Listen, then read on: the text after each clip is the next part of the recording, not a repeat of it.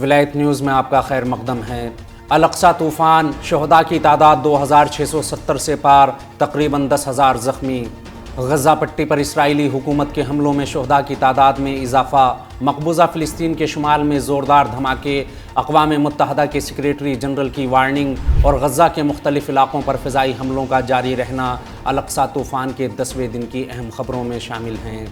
Al-Aqsa طوفان کے 10ویں دن کی ابتدا غزہ پر اسرائیلی حکومت کے فضائی حملوں سے ہوئی۔ صبح سویرے غزہ پٹی کے علاقوں پر اسرائیل کی بمباری سے فلسطینی لوگوں کا دن شروع ہوا۔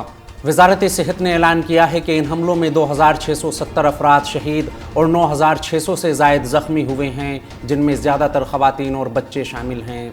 اقوام متحدہ کے سیکریٹری جنرل اینٹونیو گٹریش نے مغربی ایشیا بالخصوص مقبوضہ فلسطینی علاقوں کی صورتحال پر تشویش کا اظہار کرتے ہوئے کہا کہ ہم اب تباہی کے دہانے پر پہنچ چکے ہیں۔ اقوام متحدہ کے سیکریٹری جنرل نے صہیونی حکومت سے کہا ہے کہ وہ غزہ پٹی میں شہریوں کی مدد کے لیے امدادی دستوں کو فوری اور بلا روک ٹوک رسائی کی اجازت دے۔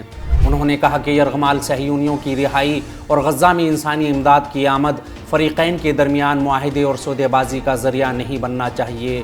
گٹریش نے فلسطین کی اسلامی مزاحمتی تحریک حماس سے یرغمالیوں کی فوری اور غیر مشروط رہائی کا مطالبہ بھی کیا۔ اسرائیلی میڈیا کی جانب سے مقبوضہ شمالی فلسطین میں دھماکے اور فائرنگ کی خبر دی گئی ہے، جس کے تھوڑی دیر بعد ہی جھڑپوں کی ویڈیو بھی وائرل ہو گئی۔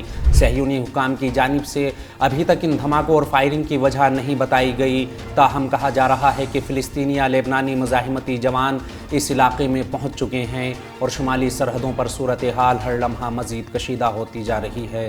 وہیں لبنان کی سب سے بااثر سیاسی جماعت اور مقبول مزاحمتی تحریک حزب اللہ نے کہا ہے کہ ہمارے جوانوں نے مقبوضہ فلسطین سے لگنے والی لبنانی سرحد پر 5 صہیونی فوجی اڈوں کو حملوں کا نشانہ بنایا۔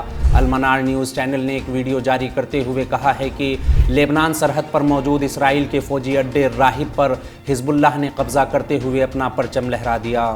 اس خبر میں فی الحال اتنا ہی۔ قومی، بین الاقوامی اور عالمی اسلام کی اہم خبروں سے باخبر رہنے کے لیے ولایت نیوز سے جڑے رہیے۔